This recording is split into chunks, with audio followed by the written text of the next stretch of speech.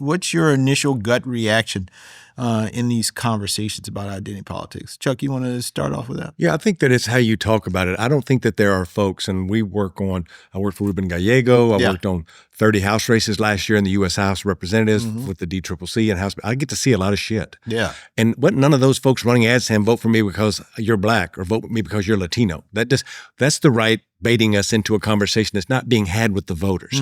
Now, we have some left-wing groups or other groups out there that are leaning into identity the way that they should, sure. Then that's up. They run C4s and PACs, and they can do what they want to do.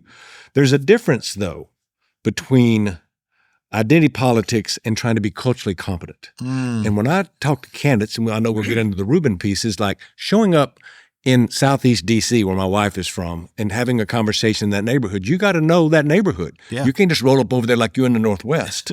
That's cultural competency. When I make an ad for my wife who ran for city council in D.C., it's different than the ad I'd run for Vicente Gonzalez in Brownsville. Yeah. Both very poor working class minority districts, but one's heavily Latino and the other one's heavily black. Yeah. And is identity important to those people? Absolutely. And there's stories to be told through identity of immigration or the history of a great city that's seen a lot of turmoil. The way I just described to you, people that are listening are like, yeah, that's what we need. Well, that's identity politics. It's just through a cultural competency lens. And that's the piece, because there's no Black and Latino consultants actually coming up with this. We lose the nuance of that.